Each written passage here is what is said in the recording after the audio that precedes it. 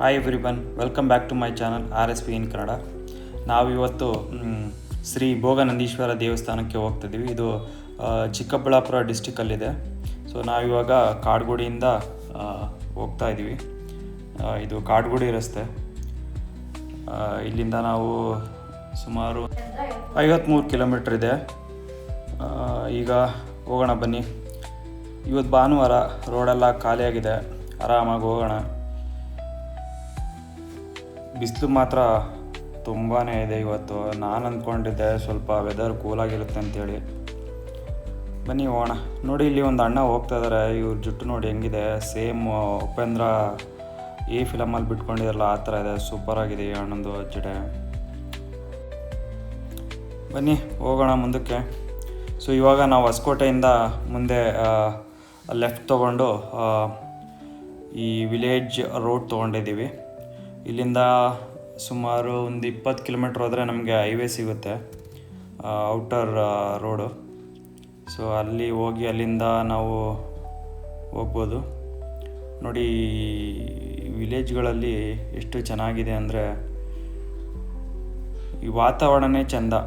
ಇಲ್ಲಿ ಬೀಸುವಂಥ ಗಾಳಿ ಇದೆಯಲ್ಲ, ಫ್ರೆಶ್ ಆಗಿರುತ್ತೆ. ಸಿಟಿಲಿ ನಾವು ಡಸ್ಟ್ ಕುಡಿದು ಈ ಕಡೆಲ್ಲ ಆಚೆ ಬಂದರೆ ಏನೋ ಒಂಥರ ನೆಮ್ಮದಿಯಾಗಿರುತ್ತೆ, ಚೆನ್ನಾಗಿರುತ್ತೆ. ನೋಡಿ, ಈಗ ನಾನು ಹೈವೇಗೆ ಟಚ್ ಆದೆ.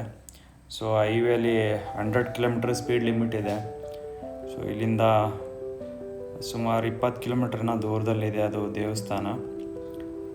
ನಾನಂತರೂ ಇಲ್ಲಿ ಫಾಸ್ಟಾಗಿ ಹೊಡಿತಾ ಇದ್ದೀನಿ ಗಾಡಿ ಮಾತ್ರ. I reached around 100 kilometre.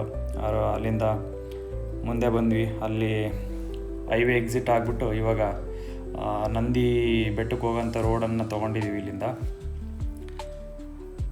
ಇಲ್ಲಿ ನೋಡ್ಬೋದು ಎಷ್ಟು ಗ್ರೀನರಿ ಆಗಿದೆ. ಬಟ್ ಅಷ್ಟೇ ಕನ್ಸ್ಟ್ರಕ್ಷನ್ಗಳು ನಡೀತಾ ಇದೆ. ಇಲ್ಲಿ ಎಲ್ಲ ಪ್ರೈವೇಟ್ ಪ್ರಾಪರ್ಟಿ ಮಾಡಿಕೊಂಡು ಎಲ್ಲ ತುಂಬ ವಿಲ್ಲಾಗಳು ಮತ್ತು ಪ್ರೈವೇಟ್ ಹೋಟೆಲ್ಗಳು, ಈ ಥರದ ರೆಸಾರ್ಟ್ಗಳು ಸಿಕ್ಕಾಪಟ್ಟೆ ಆಗ್ತಾಯಿದೆ ಇಲ್ಲೆಲ್ಲ. ಹೌದು, ಇಂಪ್ರೂವ್ ಆಗ್ತಾಯಿದೆ ಸಿಟಿ. ಬನ್ನಿ ಹೋಗೋಣ ಮುಂದೆ. ಇಲ್ಲೆಲ್ಲ ತುಂಬ ಮರಗಳಿದ್ವು ಒಂದು ಸಪನ ಟೈಮಲ್ಲಿ, ಇವಾಗೆಲ್ಲ ತೆಗ್ದುಬಿಟ್ಟಿದ್ರು. ಇದೊಂದು ಫೇವ್ರೆಟ್ ಸ್ಪಾಟ್ ಎಲ್ರಿಗೂ. ಆ ಕಡೆ ಈ ಕಡೆ ನೀಲಿಗಿರಿ ಮರಗಳು ಬೆಳೆದು ನಿಂತ್ಬಿಟ್ಟಿದ್ದಾವೆ. ಚೆನ್ನಾಗಿ ಕಾಣಿಸುತ್ತೆ ಮಾತ್ರ. ಇಲ್ಲೆಲ್ಲ ಮಳೆ ಬರೋ ಟೈಮಲ್ಲೆಲ್ಲ ಬಂದರೆ ಸ್ವರ್ಗ ಥರ ಫೀಲ್ ಆಗುತ್ತೆ. ಸೊ ನಂದು ಬೈಕ್ದು ವ್ಯೂ ಮೇ ಬಿ ಸ್ವಲ್ಪ ಆ ಕಡೆ ಈ ಕಡೆ ಆಗಿದೆ. ನೆಕ್ಸ್ಟ್ ಟೈಮ್ ಅಡ್ಜಸ್ಟ್ ಮಾಡ್ಕೊಳ್ಳೋಂಥ ಪ್ರಯತ್ನ ಮಾಡ್ತೀನಿ. ಇನ್ನು ಮುಂದೆ ಇರೋವಂಥ ಆಬ್ಜೆಕ್ಟ್ಗಳು ತೋರಿಸುವಂಥ ಪ್ರಯತ್ನ ಮಾಡಬೇಕಾಗುತ್ತೆ. ಆ್ಯಕ್ಚುಲಿ ಇದು ಫೋಕಸ್ ಆಗಿರೋದು ನನ್ನ ಬೈಕ್ ಹ್ಯಾಂಡಲ್ಗೆ ಫೋಕಸ್ ಆಗಿದೆ. ಸೊ ಇದನ್ನು ಚೇಂಜ್ ಮಾಡಬೇಕಾಗುತ್ತೆ. ಸೊ ಇಲ್ಲಿಂದ ಇವಾಗ ನಾವು ಶ್ರೀ ನಂದಿ ದುರ್ಗ ಗ್ರಾಮಕ್ಕೆ ಹೋಗ್ತಾ ಇದ್ದೀವಿ. ಈ ನಂದಿ ದುರ್ಗ ಗ್ರಾಮ ಅನ್ನೋದು ಸುಮಾರು ಇತಿಹಾಸವನ್ನು ಹೊಂದಿರುವಂಥ ಗ್ರಾಮ. ಇಲ್ಲಿ ಟಿಪ್ಪು ಸುಲ್ತಾನ್ ಮತ್ತು ಹೈದರಾಲಿ ಇವರೆಲ್ಲ ಆಳಿ ಹೋದಂಥ ಜಾಗ ಇದು. ಸೊ ಇಲ್ಲಿಂದ ನಾವು ಇವಾಗ ಈ ದೇವಸ್ಥಾನಕ್ಕೆ ಬಂದು, ಶ್ರೀ ಭೋಗನಂದೀಶ್ವರ ದೇವಾಲಯವು ಕರ್ನಾಟಕ ರಾಜ್ಯದ ಚಿಕ್ಕಬಳ್ಳಾಪುರ ಜಿಲ್ಲೆಯ ನಂದಿ ಬೆಟ್ಟದ ಬುಡದಲ್ಲಿರುವ ನಂದಿ ಗ್ರಾಮದಲ್ಲಿ ಇರುವ ಒಂದು ಶಿವನ ದೇವಾಲಯವಾಗಿದೆ. ಈ ಸಂಕೀರ್ಣದಲ್ಲಿರುವ ಮೂಲ ದೇವಾಲಯವು ಕರ್ನಾಟಕದ ಅತ್ಯಂತ ಹಳೆಯ ದೇವಾಲಯಗಳಲ್ಲಿ ಒಂದೆಂದು ಗುರುತಿಸಲ್ಪಟ್ಟಿದೆ. ಇದು 9ನೇ ಶತಮಾನದ ಆರಂಭದ್ದಾಗಿದೆ ಎಂದು ಹೇಳಲಾಗುತ್ತದೆ.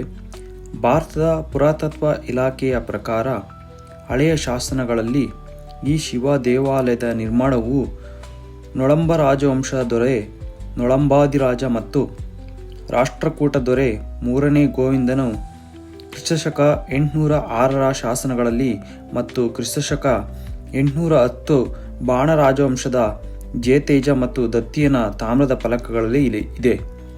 ಈ ದೇವಾಲಯವು ನಂತರದಲ್ಲಿ ದಕ್ಷಿಣ ಭಾರತದ ರಾಜವಂಶಗಳಾದ ಗಂಗ ರಾಜವಂಶ, ಚೋಳ ಸಾಮ್ರಾಜ್ಯ, ಹೊಯ್ಸಳ ಸಾಮ್ರಾಜ್ಯ ಮತ್ತು ವಿಜಯನಗರ ಸಾಮ್ರಾಜ್ಯಗಳ ಆಶ್ರಯದಲ್ಲಿತ್ತು.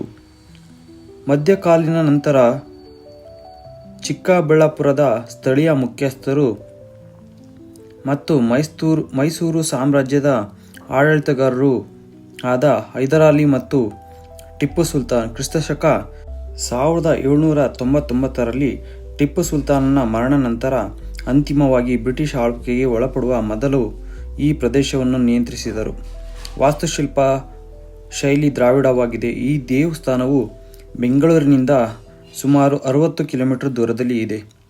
ಭಾರತೀಯ ಪುರಾತತ್ವ ಇಲಾಖೆಯು ಈ ದೇವಾಲಯವನ್ನು ರಾಷ್ಟ್ರೀಯ ಪ್ರಾಮುಖ್ಯತೆಯ ಸ್ಮಾರಕವಾಗಿ ರಕ್ಷಿಸಿದೆ.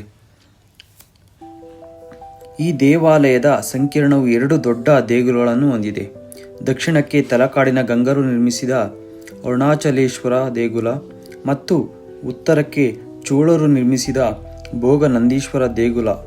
ಇದು ರಾಜೇಂದ್ರ ಚೋಳನ ಶಿಲ್ಪವೆಂದು ಪರಿಗಣಿಸಲ್ಪಟ್ಟ ರಾಜನ ಶಿಲ್ಪವನ್ನು ಹೊಂದಿದೆ. ಮಧ್ಯದಲ್ಲಿ ಉಮಾಮಹೇಶ್ವರ ದೇಗುಲವೆಂದು ಕರೆಯಲ್ಪಡುವ ಒಂದು ಕಲ್ಯಾಣ ಮಂಟಪವೂ ಇದೆ. ಇದರಲ್ಲಿನ ಕಪ್ಪು ಕಲ್ಲಿನ ಅಲಂಕೃತವಾದ ಕಂಬ, ದೇವರುಗಳಾದ ಶಿವ ಮತ್ತು ಆತನ ಪತ್ನಿ ಪಾರ್ವತಿ, ಸೃಷ್ಟಿಕರ್ತ ಬ್ರಹ್ಮ ಮತ್ತು ಸರಸ್ವತಿ, ರಕ್ಷಕ ವಿಷ್ಣು ಮತ್ತು ಅವನ ಪತ್ನಿ ಲಕ್ಷ್ಮಿ, ಅಗ್ನಿದೇವತೆ ಮತ್ತು ಅವನ ಪತ್ನಿ ಸ್ನೇಹಾದೇವಿ ಮತ್ತು ಅಲಂಕಾರಿಕ ಬಳ್ಳಿಗಳು ಮತ್ತು ಪಕ್ಷಿಗಳು ಕೂಡ ಇವೆ. ಇದು ಹೊಯ್ಸಳ ವಾಸ್ತುಶಿಲ್ಪಕ್ಕೆ ವಿಶೇಷವಾಗಿದೆ. ಸೊ ದೇವ ದರ್ಶನ ಎಲ್ಲ ಮುಗಿಸ್ಕೊಂಡು ನಾವು ಮತ್ತೆ ಮನೆ ಕಡೆ ಹೊರಟಿದ್ದೀವಿ. ಇಲ್ಲಿ ಒಂದು ವಿಶೇಷ ಸೂಚನೆ ಏನಪ್ಪ ಅಂದರೆ, ಇತ್ತೀಚೆಗೆ ಅಲ್ಲಿ ವಿಡಿಯೋ ಮತ್ತು ಫೋಟೋ ತೆಗೆಯೋದನ್ನು ಬ್ಯಾನ್ ಮಾಡಿದ್ದಾರೆ. ಒಬ್ಬ ಸೆಕ್ಯೂರಿಟಿ ಗಾರ್ಡ್ ಕೂಡ ಅಲ್ಲಿದ್ದಾರೆ. ಬಟ್ ಇವಾಗಂತೂ ಯಾರೂ ಅಬ್ಜೆಕ್ಷನ್ ಮಾಡ್ತಾ ಇಲ್ಲ. ಬಟ್ ಆವಾಗ ಚೆಕಿಂಗ್ ಬರ್ತಾ ಇರ್ತಾರೆ. ಸೊ ಮುಂದಿನ ದಿನಮಾನಗಳಲ್ಲಿ ಇದು ಕಂಪ್ಲೀಟಾಗಿ ಸ್ಟಾಪ್ ಮಾಡುವಂಥ ಸಾಧ್ಯತೆ ಇದೆ. ಇದಿಷ್ಟು ಇವತ್ತಿನ ವಿಡಿಯೋ. ನೋಡಿ, ಇಲ್ಲಿ ಬರಬೇಕಾದ್ರೆ ಈ ಲಾರಿಯವನು ಸಡನ್ನಾಗಿ ತೊಗೊಂಬಿಟ್ಟ. ತುಂಬ ಭಯ ಆಗ್ಬಿಟ್ಟಿತ್ತು. So I managed. Thank you every one.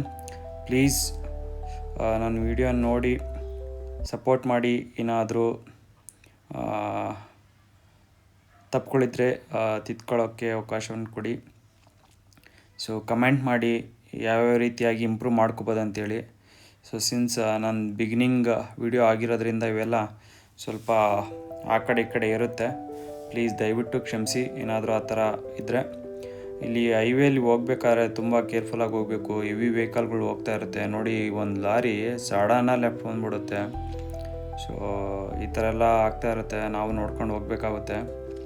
So ಈ ರೀತಿಯಾಗಿ ನಾವು ಮತ್ತೆ ಅದೇ ಹೈವೇನ ತೊಗೊಂಡ್ವಿ. ಸೊ ಯಾಕೆಂದರೆ ಹೈವೇಲಿ ಬಂದರೆ ಟೈಮ್ ಎಲ್ಲ ಮ್ಯಾನೇಜ್ ಮಾಡ್ಬೋದು. ಹಾಗಾಗಿ ಹೈವೇ ತೊಗೊಂಡು ಮನೆ ಕಡೆ ಹೊರಟಿದ್ದೀವಿ. ಎಲ್ಲರೂ ಮತ್ತೆ ಸಿಗೋಣ ಮುಂದಿನ ವೀಡಿಯೋದಲ್ಲಿ. Thank you everyone. Please subscribe and support. Thank you.